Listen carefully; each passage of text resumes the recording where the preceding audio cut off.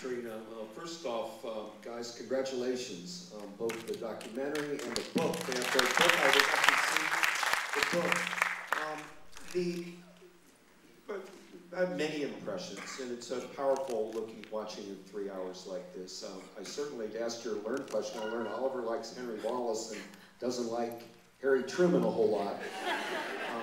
And I think that that's going to be being talked about quite a bit. But I also want to thank Showtime for having the courage to run all of this.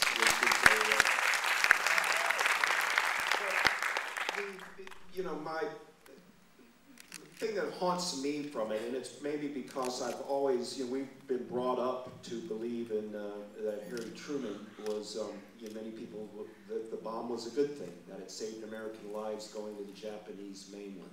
That if he didn't drop those bombs, our boys would have lost lives. And that's powerful out there. I think around 70% of the American public feels that to be the truth, and it's been a great,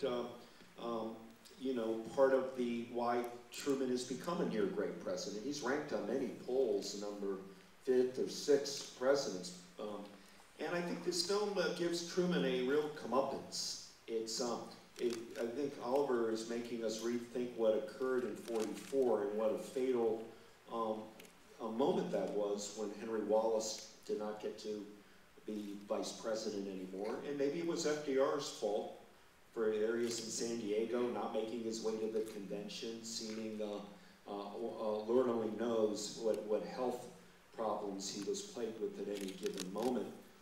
But there was to leave that open and just allow somebody like Truman with so little experience to come in and not be informed on the Manhattan Project and not really understand the spirit of the Alta, and to come in a sense of wanting to overcompensate.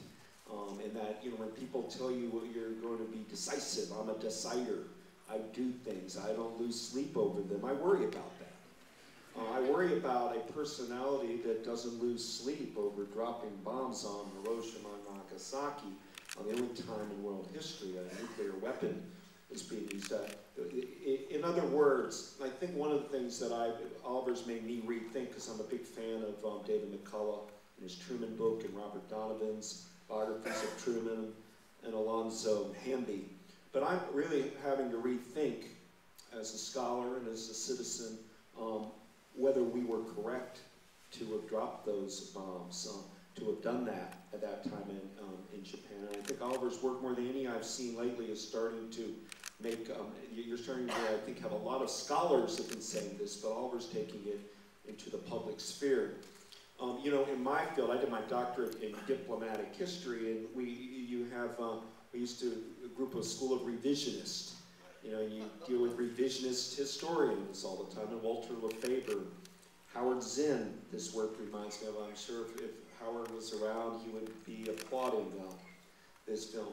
And it's important that we don't get sold just to stale history of events in this. And I'm concerned as I grow older and have 3 kids about the moral implications of Hiroshima and Nagasaki. And wasn't there another way to do it? And the most compelling part of the way Oliver presents it for me is that notion that if we cut a deal to keep Emperor Hirohito in sooner, maybe in the spring of '45, a lot of this could have been avoided. That's one thing we need to think about. And the second is this anxiousness of keeping the Soviet Union out of the war against Japan. Now, this is not untold history. It's out there in revisionist literature. But I've had the advantage, which a lot of the audience have, of having to read their book. And I call it, in many ways, a left-wing primer. It's in this William Appleman Williams school of thought. But it's very, very solidly researched and done. Now, one can argue that some sides are missing, that if the Truman acolytes have gone so far in creating the buck stops here, give him hell Harry, that this goes, in some ways, demonizes Truman in some ways. And Truman's a complicated legacy we have to deal with. I mean, the number, for example, on issues of race, he's the one who ended up integrating the armed forces of the United States, not Franklin Roosevelt. And then one other point in the film that interests me a lot is the mystique around Henry Wallace and what, you know, I don't have an answer to it, but I'd love to hear what either of you think as we go moving. Did Henry Wallace in that FDR relationship, you know, they used to say about FDR he was a chameleon on plaid and changed colors to every, but he never let his right hand know what his left hand was doing. And other people have called him the juggler. I'm wondering if he purposely just let Henry Wallace die on the vine in '44.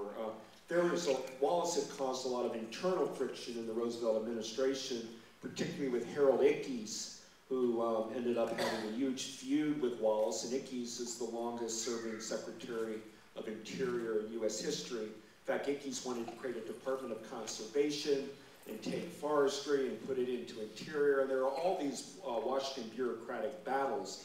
And there's some evidence FDR was getting tired of the burden of Henry Wallace. As somebody who admires Wallace so much, I think it was a mistake.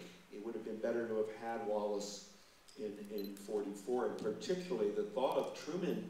It does cause us to wonder about FDR's sense of grandiosity, that he is so careless about who's going to be vice president when his own health is deteriorating so rapidly, and doesn't want to take who would be his immediate successor into the fold. And this film made me, you know, rethink some of those premises.